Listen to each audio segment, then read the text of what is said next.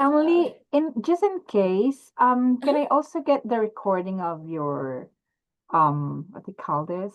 Of this call, probably, just in case, Yeah, so just in case, yeah. I just need to, jot down all the important things that we have tackled and, apply it in the future. Yeah. Absolutely. Yeah. So all of the coaching calls are posted. They should be in the Circle platform, I believe.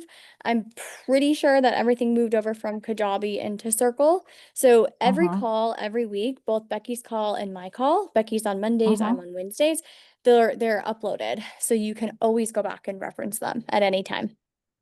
Sure, sure. Yeah. Thank you.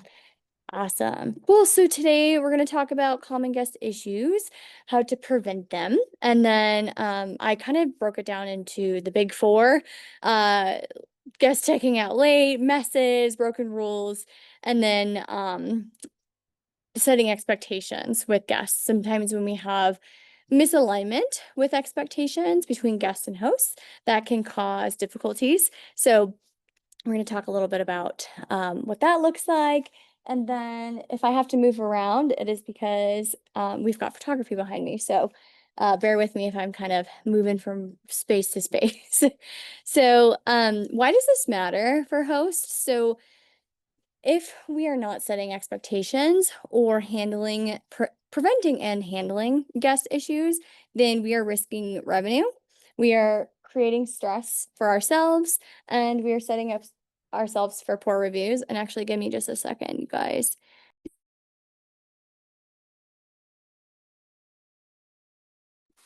All right, I'm gonna go in. We're doing outdoor photos. Um, so I went over why it matters. And then just a little statistic for you guys.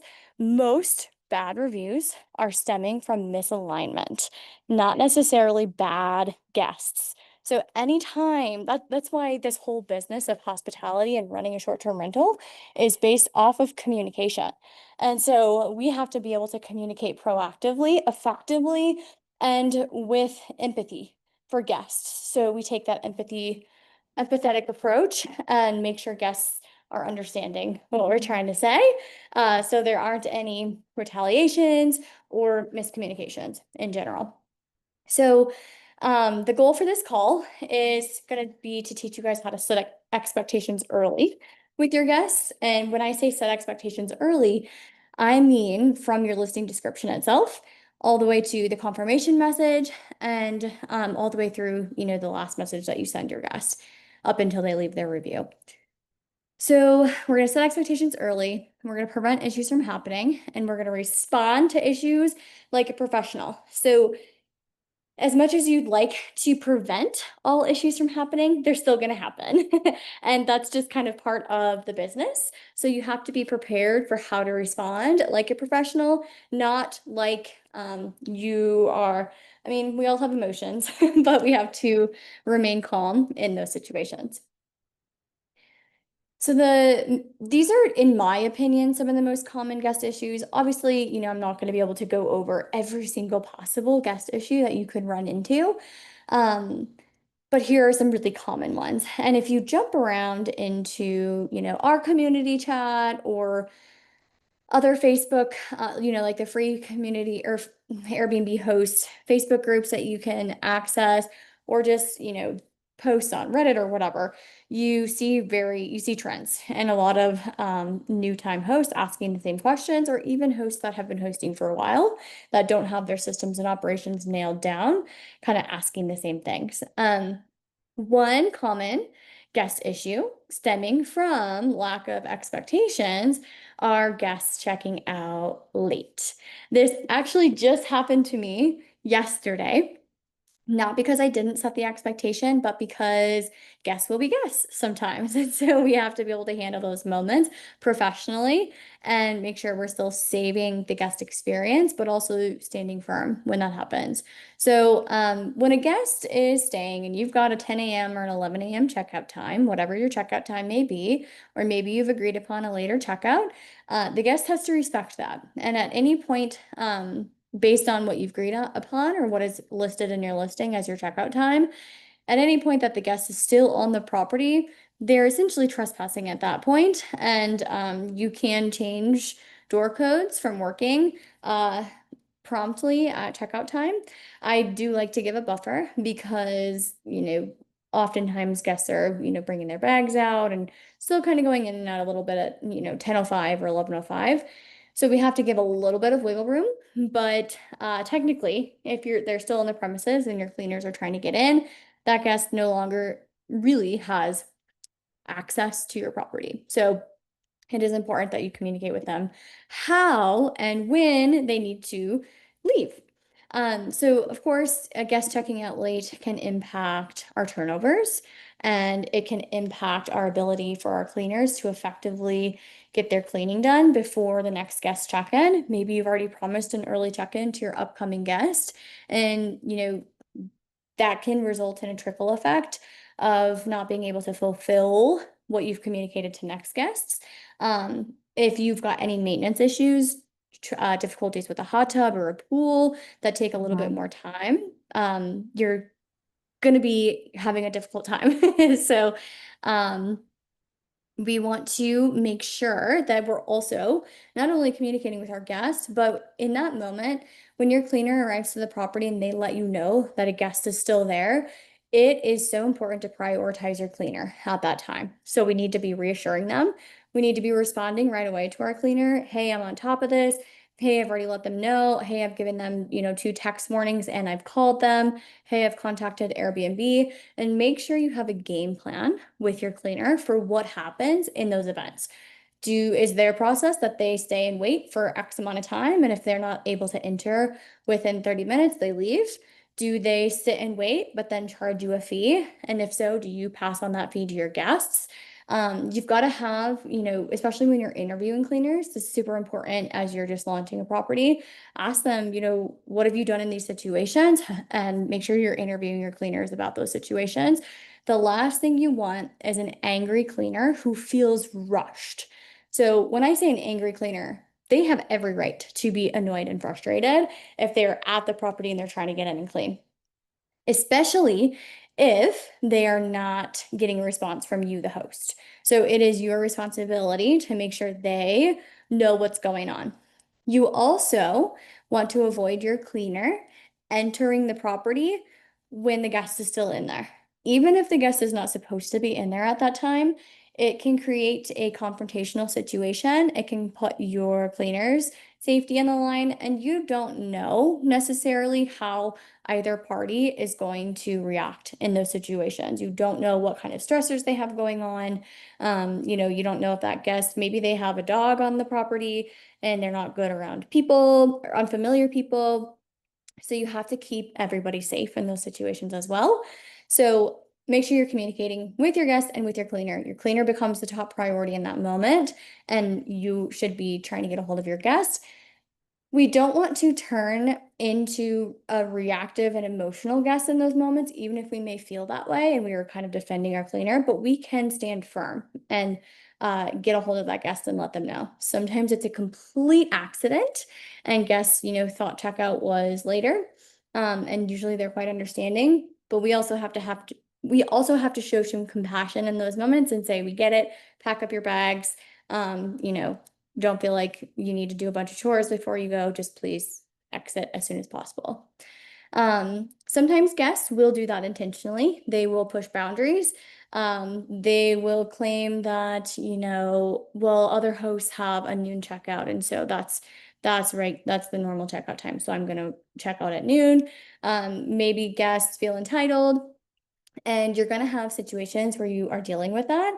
And in those instances, it is appropriate to escalate to Airbnb if the guest is unresponsive to your attempts at communication. Keep everything documented within the Airbnb app that you have reached out. You've made multiple attempts, and document the types of attempts that you've made: phone calls, texts, messages, voicemails, whatever it may be. And then you need to get Airbnb involved. And it all needs to be documented if the guest is refusing to leave. So, with that said, part of the reason you're going to do that is because if you have a same day turnover and this impacts the next guest's ability to check in on time, this is where you're going to have proof for air cover or fees or rule enforcement or whatever it may be in order for you to be able to run your business smoothly. because that guest broke your house rules and impacted potentially your revenue and your ability to run your business. So documentation is key. Keeping your cool is key. And again, pre-arrival communication is going to be your number one prevention tool. So there are multiple places that we have our checkout times listed. We have it listed on our listing. I'll show you guys where that is. I believe it's going to be in the house rules. And these house rules are sent to guests as soon as they make their booking. So they have access to viewing this before they make the booking. So it's going to tell you quiet hours, check-in and check-out time, etc. And then any additional rules that you have, rental agreements, whatever. So they have access to it here. And then you're also going to make you're going to put in your confirmation message, potentially the check-in and check-out times. You're going to have a checkout message that outlines when, as a reminder, when guests need to check out. And, there's just multiple places that you can have this listed, and there really is no excuse whatsoever. You can even make on hospitable both a canned response and a question automated response where the AI, if a guest says, hey, what time is checkout? You can have the AI automatically respond with that coded information that you have in your knowledge database on Hospitable. So you don't have to manually answer that question. So communicate, communicate, communicate, prevent any issues. If you're noticing that sometimes we have guests who don't respond to a single message, and maybe they don't have the red receipt on messages. And when I say a red receipt, it's a great feature that Airbnb has added. Typically, we do most of our communicating in Hospitable itself. But if we ever need to know, hey, is the guest reading our messages? We can jump into Airbnb itself, go into the messages and see it'll have a red receipt. Just like if you have an iPhone, maybe you have red receipts on, your friends can see if they've read messages. So that is one way to be like, oh, okay, it looks like I don't have any red receipts on messages. Maybe they're not getting my communications. And this is when I need to give them a call and find other means to contact them. So we talked about automated messaging. You can have in your listing, in your rental agreement, in your automated messages, upsells for late checkouts with a fee, maybe without a fee. Or you can have a policy where guests have the option to book the next night if they would like to check out at their leisure. So whatever your policy is, make sure you have it visible for people to see and that you are actually upselling or offering that as an option. So you don't run into guests just having that entitled feeling of, oh, I'll just check out nonchalantly because my flight's not until later. So promote that really good communication, give those options. You're not always going to get taken up on it, but at least you're providing that option and then reinforcing that checkout time. So it's okay as well to explain to guests when they say, well, I don't understand why you need me to check out at 10 a.m. It's okay to explain that, hey, we've got a cleaning team. They have multiple cleans throughout their day. Unfortunately, with short notice, we can't make changes to their schedule, et cetera, et cetera. We're human. They understand how businesses operate most of the time. Most people are pretty reasonable. So, and then we already talked about making sure that typically a lot of times your cleaner is going to be the one that's notifying you, hey, the guests, they're still at the property. There's cars in the driveway. But maybe in the mornings when a guest is checking out, you check your camera and you say, oh, okay, it looks like they've already exited. What I like to do if if the guest has already exited the property, then maybe at 8 a.m., I give my cleaner a heads up because they do have busy schedules, especially in our busy season. And I say, hey, the guest is already checked out. Would you like to come early? And sometimes they'll come earlier so that they can get their day started. Sometimes they don't. And then if the cleaning is done earlier, that gives me an opportunity to offer another upsell for an early check-in for that next guest. So if you're staying on top of those operations, then you have more opportunity for those various upsells, and not only upsells, but creating a good experience for guests where maybe you surprise the upcoming guest with early check-in at no additional charge. And that creates a really great experience right off the bat. So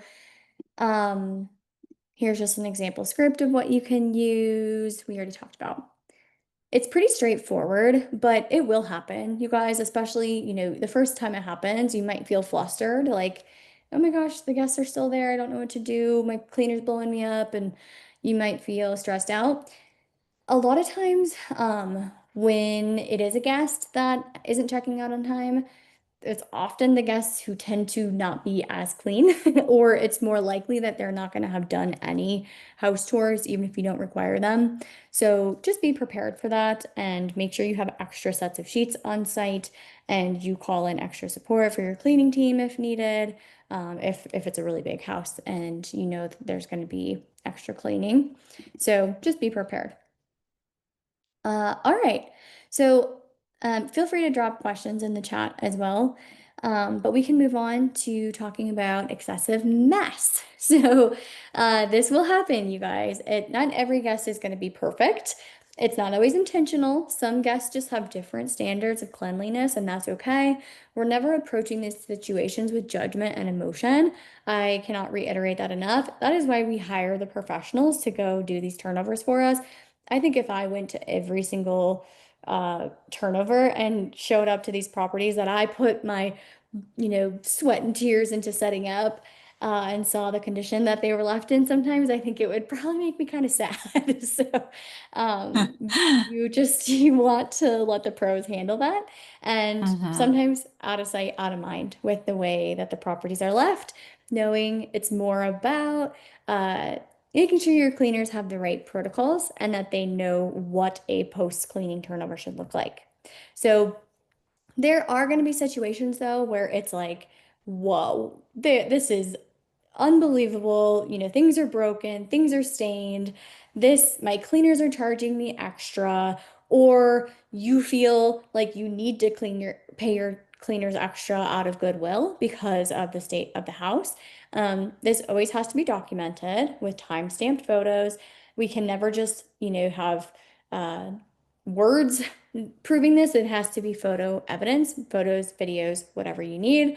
And I do suggest to keep a good relationship with your cleaner if it's really, really bad and there are biohazards. So a biohazard would be something like, blood, vomit, anything that they need to take extra standard precautions for to get clean.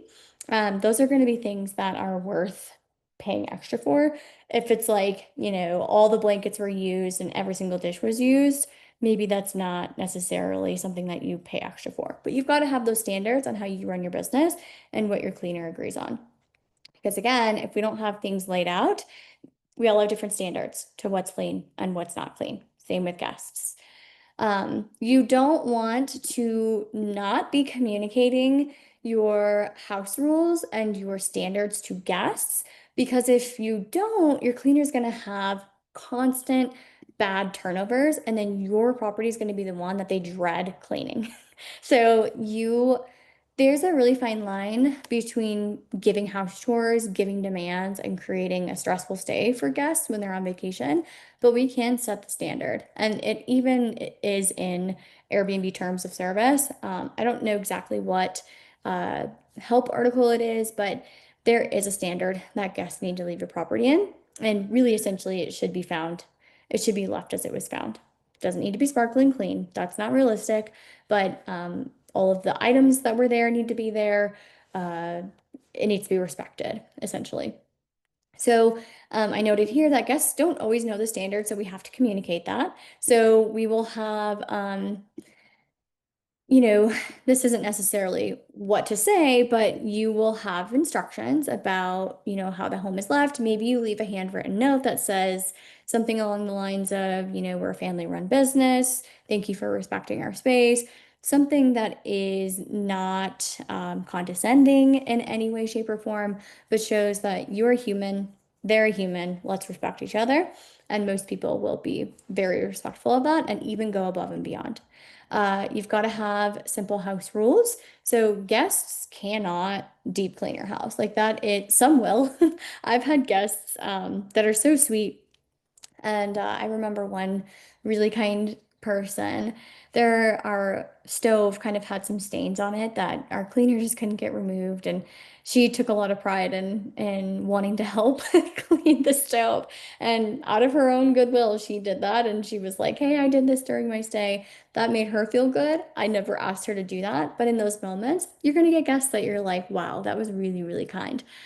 So I encourage you, as a host, to remember those moments so that when you do get a really difficult guest, you don't start becoming jaded, and you don't start just having this kind of negative viewpoint on disrespectful people. There are people out there who are just going to go above and beyond and be fabulous.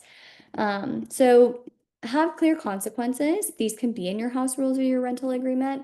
So here's our extra cleaning fee, and specify, is it you charge extra if there's dog waste? Is it you charge extra if the grill is a complete disaster? What are you charging extra for? And then there's no question. So you're not just charging willy-nilly fees, whatever you feel like charging. If your cleaner provides an invoice to you for those extra cleaning items, that can be passed on to the guest and become pass-through expense.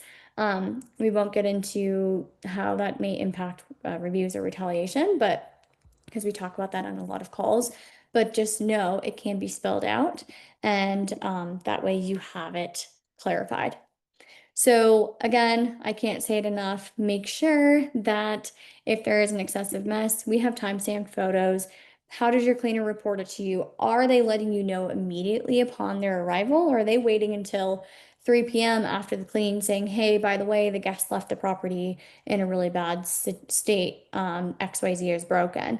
Well, that's not going to help you very much as a host if you're getting alerted at the very last minute. So you want to have the system set up with your team. You can provide little checkout checklists to guests. Don't make it excessive.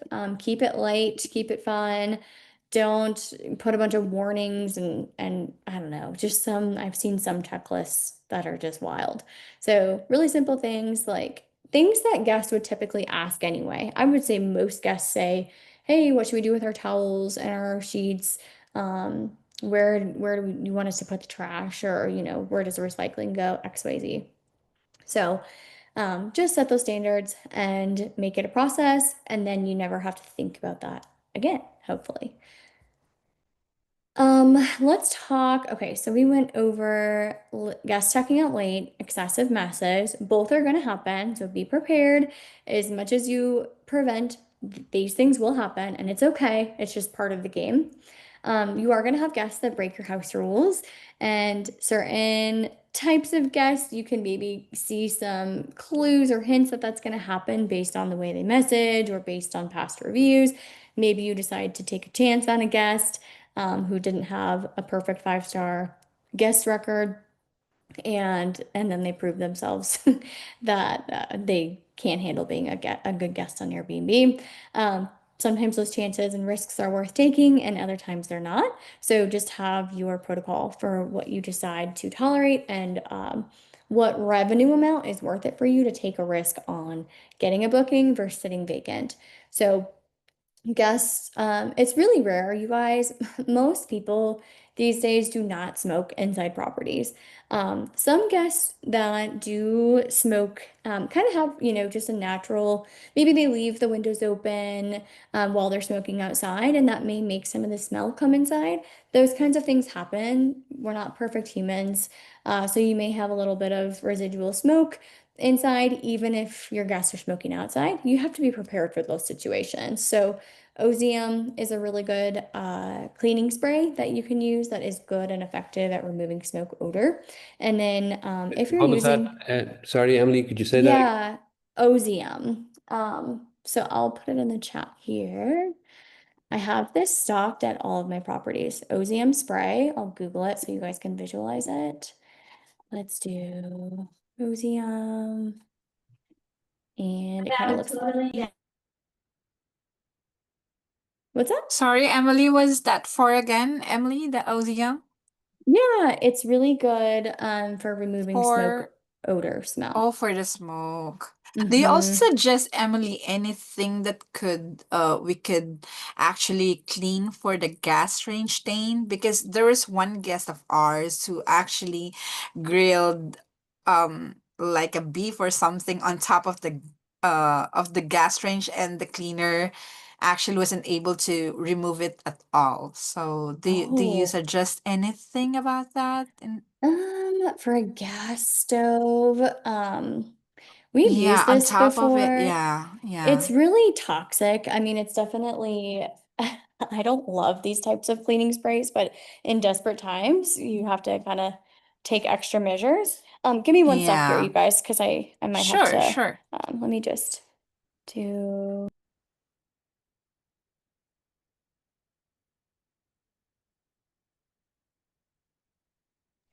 Okay, sorry guys, I gotta get outside. So this is an option, the Easy Off, and I have used it. I would let the pros use it unless you're there yourself, and you know how to use different cleaning chemicals. You have to wear rubber Uh-huh. gloves with these, and you don't want it getting all over you, and you don't want it really on contact, where food might Mm-hmm. be in contact. So that's one option. But yeah, man, cooking meat right on a gas. So I don't know. Definitely ask your cleaner. I think your cleaner will probably be a better person for that. I haven't come across that. Fortunately, I haven't. One thing you Okay. might want to try, it's old school, is vinegar and baking soda. So Oh, sprinkling baking okay. soda onto the spot, and then Mm-hmm. like a spray vinegar on it, and it will start to bubble, and let it soak for a little bit, and then go back and try and scrape it off. So, ma'am, you don't need to combine them. Just put it separately on the top of the gas range. Is that what you mean? Yeah, put All the right. baking soda on first, and Mm-hmm. then spray until all the baking soda is wet. Mm-hmm. You want to do it after the baking soda is on, so it starts to bubble, almost, looks like sort of fizzy. Mm-hmm. And Oh, that breaks down a lot of thank the fat you. and grease and things. Right. That's perfect. Oh, yeah. I'm Yeah. gonna suggest that on our cleaner. Thank you so much, ma'am. Yeah, and the other thing, sorry, the other thing It's vinegar okay. is great at is just pure vinegar is great at getting things really shiny. So let's say she's already done the Mm. bathroom mirrors Yeah, or yeah. yeah, the bathroom mirrors.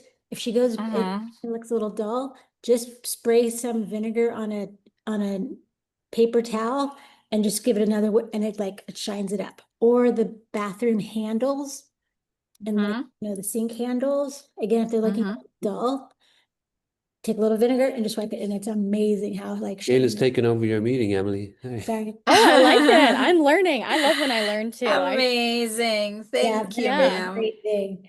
Mm-hmm. cleaning is Thank you, one of those thank you. things. Yeah, I love, Yeah, like I would go and buy like a big jug at Costco. Like vinegar like has so many uses.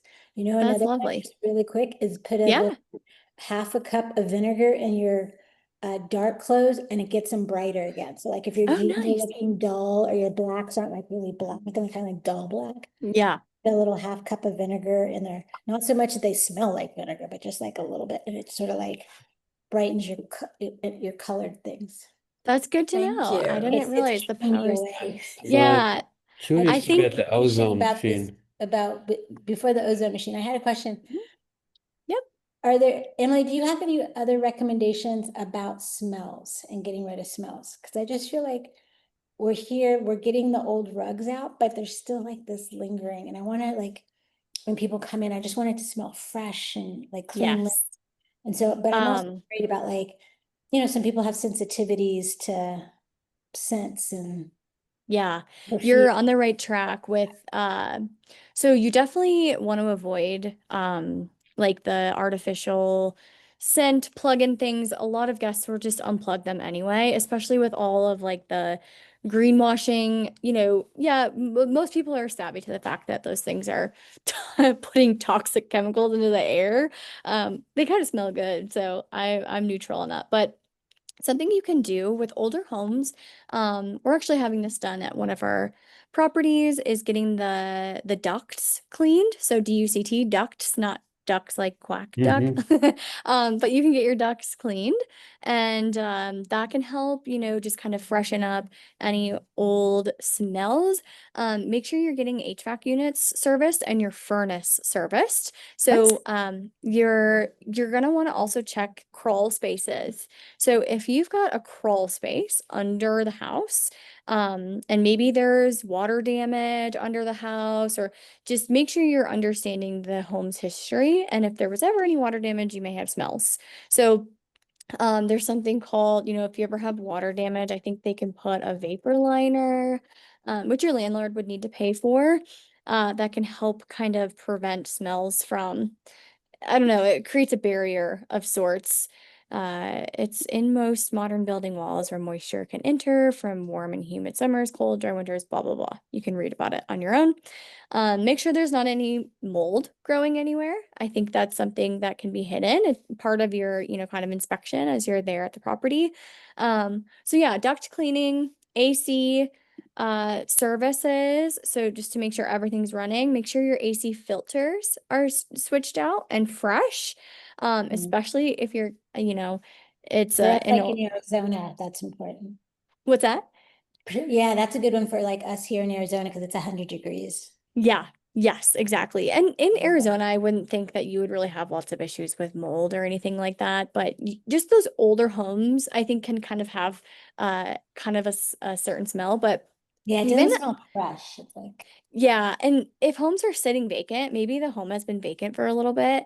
I think that can often kind of create that like stale air smell. So when you're there, I would, have windows open.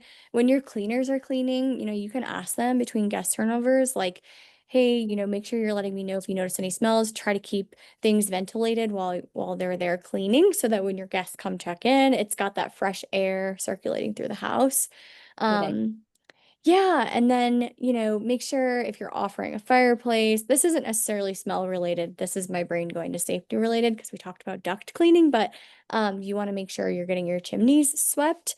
I don't think that would impact smell at all, but there's also kind of like those like this, for example. So not only does Ozium have the spray, but these little like cans uh are supposed to absorb smells. It's like a freshener, gel can. All right, we're gonna Um, get them. yeah, and you kind of probably want to not necessarily like hide them, but they're not really cute or pretty, and you don't want guests to think that you're covering anything up. But that's an option. And then you know what, you guys, just at Costco the other day, I got they're like it's like a natural diffuser. You can use diffusers that you put essential oils in. Here, this is something like this. Just knowing that these could potentially spill. So just make sure, they're in the right type of container. Mm-hmm. So something like this, it's like a pretty natural option versus those plug-in like Glade, Yeah. super overpowering chemical smell. So I'd get a bunch of those. And Thank you. what's that? Thank you. Oh yeah, yeah, yeah, of course. Yeah, I think smell is so if we think about hospitality, we all of our senses are involved. And so you want to create this environment where you guys are spot on with thinking like, okay, there's kind of an old smell in here, so what can we do? So not only how do things look, the interior design, but and the textures are really important. Do you have soft, cozy, fuzzy blankets and sheets that are crisp and clean and fresh, or you don't want them to be pilled and like crunchy feeling. Same with smell. So we want to have certain smells because smell is directly tied to our limbic system, which is our memory centers in our brain. And then these feel good feelings when you're in a property. This is what hotels do. They make sure they're reaching all senses. You can even do sound. So maybe you have, music playing when a guest enters, or there's just all different ways to enhance the experience by involving all the senses. And smell, I would say, is super important. If you guys are noticing that your guests are complaining of kind of an old house smell, show that you're human and show that, you know, if you know that there is an active smell that you're actively working on remediating, always give the guests a heads up and an option, if it's severe enough, an option to cancel. So let's say, you know, you're dealing with some problem that for whatever reason, you've got to reach out to that guest and say, this is what's going on. It's really, you know, kind of subjective if it will bother you or not. We'd like to offer you the option to stay regardless, and or here's your chance to cancel your stay for a full refund. So you're not dealing with an unhappy guest, and you never want to withhold an issue that you're going to have to deal with guest after guest, especially if, you know, it happens multiple times, guests start mentioning it in reviews, and then it's going to look like you're intentionally deceiving future guests if you're not disclosing that. So yeah, and then, you know, if there is an issue where guests start saying, oh gosh, it's, you know, kind of got an older home smell. I think with all the new furniture in there that you guys are putting in, and you know, with more movement, and hopefully you can get fans and just keep air circulating. I think that should help. Um, I would also provide cleaning supplies to your guests that smell really good. So I like the Myers Day cleaning. It's not necessarily cheap, but they smell so good. Surface sprays, and it'll keep things clean and smelling fresh. And I have noticed that guests, they kind of like, a lot of guests may use this at their own personal house. I love all the scents of the Myers Day. So that's Cool. an option, yeah, to leave under your sink. And then refer to your cleaners too. Hey, you know, what can you guys do to help us make sure that we're keeping the smell fresh? And maybe they have some ideas. So, while on the topic of odors, I did pull up this ozone machine, and I want to make sure I put a note of caution out there that these can be very dangerous, and it is not something to be used willy-nilly. You've got to understand what you're getting into, and you cannot put your guests in danger or your cleaners in danger. When these are running, humans cannot be inside the property. There's something about oxygen, and it's essentially eliminating different molecules from the air to get rid of the smell. And you've got to make sure that if you're, most of us don't have arbitrages that are in an apartment building, but if you're sharing vent systems with, you know, a connected property, these can be dangerous to use in apartments and things like that. So you've got to, I think, leave like 24 hours. You would have to push the next guest's check-in. You can't use these on a same day turnover. People cannot be inside the house when it's being used. So just make sure you understand how to use an ozone machine before you just grab one and, you know, get somebody injured. You can you can buy those. Look like there was something there for $59. Yep. I believe so. We have one from Amazon. I think it was like $100. And the first time we ran into an issue, we actually were able to get the cost of the ozone machine paid for by air cover because the guest had caused the smell. And so then we had to purchase the ozone machine. But you can also rent them from various places. It looks like Home Depot had them. Or, you know, just check your local area. We've rented one before from, I don't remember where, like what kind of store it was, but you can rent them and then invoice the guest for that as well. Okay. Yep. Yeah. So yeah, I think we touched on everything. Make sure your air conditioners and your furnaces are serviced. And that oftentimes can help with smells as well. So great questions, you guys. Yeah, cleaning is kind of a fun topic. I feel like there's lots of ideas out there too. But yeah, smoking. I'm late to the game, but one Oh. thing when we're talking about smells, hi Emily, it's Dana. Hey, good to I hear we you. were just down at the properties, and one thing we haven't had any complaints about any smells, but one thing our cleaners do, they do time-stamped photos and things like that. But I asked if we can make it a requirement for our reports on our cleanings to just document somehow that the property is smelling fresh and that there's no odors that are noted. That way we can have it, okay, the cleaners were there at 1 o'clock, the next guest checks in at 4 o'clock. They can't come in and claim, oh, the house smells like smoke or like weed or dog or whatever else. And there's some, I mean, granted, I know everyone may have different sensitivities or whatever, but just to make it a little harder for someone to comment saying that the property smells bad, if you have, you know, a note from your cleaner at the specific time, left property, house smells fresh or something like that. Yeah, I think we're chatting about this on the last call, if I remember. Because that is definitely one thing that guests can use, and almost guarantee a refund if they report a smell. Um, so yeah, I think, you know, using a checklist and putting a time and date on that, so that it's documented that the smell of the property was checked and noted that everything is good. I think that's a really good protocol. So I love that. Definitely something worth implementing versus just photos. So amazing. Yeah. Smoking, parties, unauthorized pets, guests. These are things that are gonna happen, you guys. It's just part of the game. Um, you know, if you've got unauthorized pets, I would be really, really careful about reaching out to a guest in the middle of their stay and saying, hey, I see you have a pet with you. We don't allow pets.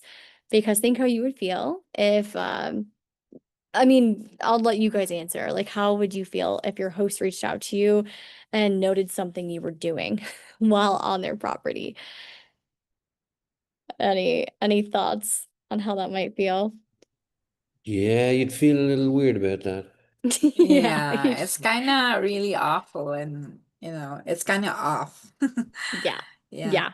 You feel like you're being spied on, and really, technically, a guest does not have to legally disclose that they have a service animal. So we never want to make the assumption that a dog that's on the property is not a service animal. I typically err on the side of, okay, it's a service animal. We'll deal with this after their stay. And yeah, we don't want to make up lies. Like I've seen people in different groups say, "We'll just reach out to the guest and tell them that the neighbor called," and or, you know, finding creative ways to inadvertently like not show that you're spying, but uh, tell the guests that they're doing something that's breaking your rules. It's just violating, and you don't want to get in a situation where you've dug yourself whole, where you're then explaining why you're spying on somebody. So pick your battles, I think, is the best thing. If a guest brings up unauthorized dog and you can't even tell that there was a dog there, how much mental effort are you willing and wanting to put in to get, you know, that $50 pet fee? Is it worth your time? And sometimes we have to just give up this idea about, well, it's the principle of it. You will become quickly exhausted if you're chasing down every single guest for every single little rule.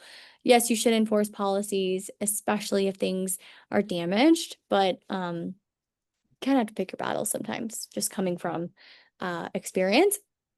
And obviously, we're in the game of hospitality and reviews. So you never want to put yourself in a situation where you're battling it out with a guest where they feel defensive. As soon as a guest is defensive, you've lost them, you've lost the review. You don't want to ruin people's trips. Like these are, even if they're not really the best of people, you don't want to ruin somebody's vacation. And so, yes, it's a two-way street. People should be respecting your places, but always think before you kind of start attacking or getting emotional. Um, so just be ready. People will bring unauthorized pets. Have your policy on how to deal with that. You'll notice, you know, sometimes maybe a guest makes a reservation and it's for one person. Well, that's a prompt, you guys, that maybe in your automated messaging, you should be having guests ensure that they're accurately reporting the guest count. Err on the side of the guest didn't mean to. It wasn't intentional that they only put one guest on the reservation. Reach out and try to get that corrected so you're not surprised when 10 people show up. If your house sleeps 14 and a guest made a reservation for 7 but shows up with 14, it's probably not worth freaking out about. So, I think in those instances, sometimes again, it comes down to hosts saying, well, it's the principle of it. They're supposed to tell me if there's no signs of a party, it's your maximum capacity that you host regardless. Your cleaner should be preparing for, the maximum capacity anyway. And if the guest only put 7 on the reservation and your cleaner didn't prepare for 14 and the guest brings 14, that's an excusable reason as a host to not have enough towels or whatever set out, but you can remediate that. So just be ready for how you're going to deal with those situations. If your house sleeps 14 and 20 show up, different story. Then it does become about policy, and that is a huge red flag for a party. So, we definitely, just want to be kind of on the lookout for these things, but we don't want to be hyper vigilant when we're looking for problems, or you are going to burn out from this industry very, very fast. So just make sure you're setting the ground rules, you're getting those agreements signed, you're having confirmation messages. It's almost getting repetitive at this point, because in the same way, a lot of these things can be prevented in the same way. Can I, You don't can want, I, oh, yeah, can go I ahead. ask you about, you mentioned agreements there again, and Mhm. I am still trying to wrap my head around this. I believe that as a new host, we really want to have the what's it called um, sorry, Okay, like a rental automatic agreement, automatic booking. We want to have that turned on, right? We instant don't book, want yeah. instant book. Mhm. So how do you kind of protect yourself if you don't even really know who these guests are that are booking, and you don't really have a chance to look into who they might be? Is, Yeah, so, oh, go ahead. well, is there a separate agreement that you can have them sign? Like if we're using Hospitable, I see there Mhm. was something I saw in Hospitable about an agreement. Mhm. Uh, is that gonna, so that's over and above what Airbnb might ask, but so is that gonna put them off? Or should it, is it something that would be wise to do for instant bookers? Yeah, so a guest can never sign a rental agreement unless they've booked your property. So if you're doing pre-screening, let's say you have instant book turned off and you want to kind of go back and forth with the guest a little bit, see if they're responsive, ask them questions, you're going to lose bookings. It is no doubt 100% people will be more turned off by that than they will by receiving a booking and then having a rental agreement sent out. So regardless, guests, you're not allowed to send any documents to be signed unless a booking is confirmed. Um, in my experience, I've had zero pushback at all on rental agreements. It's getting quite common, and it's disclosed in my listing description that we require agreement to our safety waivers and our rental agreements and all the things. So guests are fully aware. If they haven't read my listing description and they're surprised by the rental agreement and they ask me why do they have to sign this, then I explain it to them and they're welcome to cancel if that's, it was fully disclosed but they don't want to sign it, because that's typically a red flag regardless. So I haven't had any pushback personally. You'll have to gauge that in your own circumstances. Every market is different, every listing is different, every type of guest is different. But either way, having instant book turned off, I can 112% guarantee that you will be losing bookings, and the juice won't be worth the squeeze with making sure that you're getting a good, quote unquote, good guest. Most guests are great. Most guests have a great track record. Um, some guests do not. And so it's just about being prepared for preventing as much as you can, but also knowing what are your reactive strategies, because sometimes it is just we have to react and problem solve because it's just the way that it goes. But I wouldn't encourage anyone in this group to turn instant book off um, unless I wanted you to fail. Okay, Yeah, yeah. Mhm. so so then it seems like, so you say you guests don't really have a problem with the rental agreement. So you disclose that up front in your, like, say, your Airbnb write-up, and Mhm. then once they sign up, you can you can stipulate that they have to sign this agreement, or that you will cancel the booking. Is that kind of how you do it, or?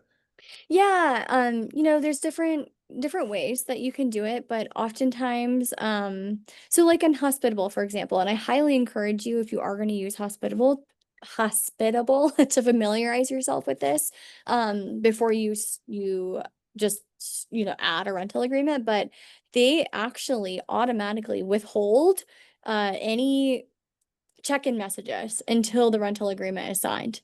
And that's the stipulation. So it's clearly articulated that we require a rental agreement. Once the rental agreement is signed, our check-in instructions will be sent out.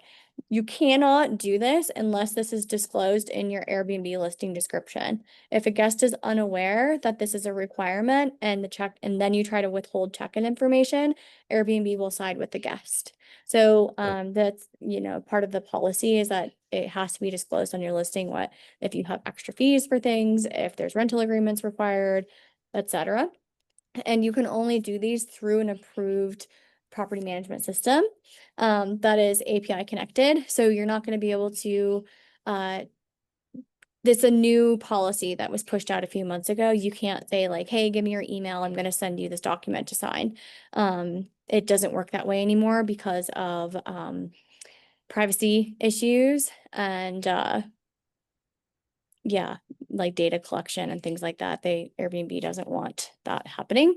So it has to be through an approved property management system like Hospitable, Guesty, whatever you may use. So yeah, it's you don't have to start with using that. I would say focus on launching your listing, and ease your way into learning Hospitable and adding these rental agreements. Things don't have to be perfect. I didn't have rental agreements until after like a year of hosting. So you're gonna be okay if you don't have one. But it's just something to start thinking about if you really want to Well, protect actually, yourself. so we have a little small pool on our property. So we Mhm. were kind of told, I think when we went to the insurance guy, one of the questions was, will you have some sort of a waiver? Will you have people sign a waiver? So I think actually we are kind of required to have some kind of a rental agreement that includes the pool waiver. So Yeah. so I think we will actually need to have that when we launch. Yeah, it's risk and liability mitigation, both for yourself and for your insurance company. They may decline you as a client if you don't provide a waiver. So ask those questions to your insurance agent as well. Um, if you have a hot tub or a pool, that's a huge liability. So, definitely covering yourself, just like any business would, is really important. So, Yeah. um, yeah, I would just, open your Hospitable account and you can go into the help section at the bottom. And I love Hospitable because it's so user friendly. Like anyone can learn how to do these things just by spending, 30 minutes going through the tutorial videos and you can be set up pretty quickly. So So you don't even have to be like I'm holding off signing up with them until kind of the last minute. And I have seen like a lot of their blogs and some of their videos. But you can pretty much see everything without signing up with them. Is that what you're saying?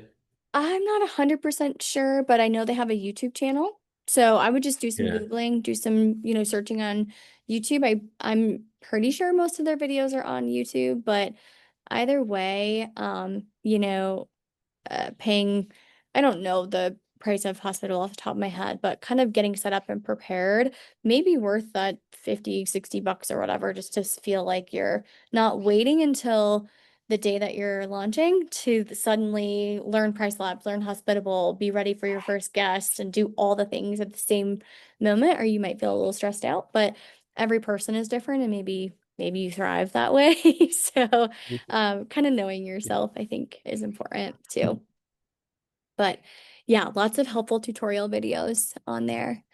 Um, so really the last thing, just for the sake of this recording here as well, really you guys, I think that kind of the takeaway is make sure you're staying calm, staying professional, not emotional, nothing's ever personal. If it becomes personal, then that's an issue that you can take up with reporting that guest to Airbnb. If there are threats, if there's coercion, if there's extortion, things like that. It's still not necessarily personal, but those are really things that can be reported. So sticking to facts when you're writing reviews, when you're speaking with guests, we're not making up lies to cover things up. We're disclosing, we're keeping guest experience in mind. We're only involving Airbnb when needed. Airbnb wants hosts and guests to mediate situations between them whenever possible. And then you're documenting. So guest issues are preventable with clear communication, strong systems, proactive hospitality. And I'll say it again, most guests are great. It's just this, 5% of guests that are going to be challenging for you, and you just have to be ready for those moments because they'll happen, but they're not the end of the world. So it's being a problem solver, I think, is a big takeaway as well, is just be ready to solve problems, and it will make you a better person, I think, just in life in general. So with that said, I'll show you guys just one last view here before I log off the call. It's about to be sunset here shortly, and Wow. yeah, I Amazing love it view. here. I feel so lucky to be up here. But yeah, best of luck to you, David. Keep us updated. Hey, let me see, with let me these see, let me labs and- see. Oh yeah, I'm just showing off now. Um, and Is the this lakes back Colorado? here. Yeah, this is in Grand Lake. So Beautiful. Very nice. yeah, super pretty. But I'm excited to see your listing when it's live. Make sure you post it and ask questions in the group, and it's gonna be great. It's gonna be awesome. And thanks, Dana and Sonia, for being here. So I appreciate Thank you all. you. Thank you. Appreciate Well, You you, guys take care. Emily. Talk you're soon. welcome. We'll Thank see you guys you. next week. Take care. Bye-bye. Bye-bye. Okay. Bye.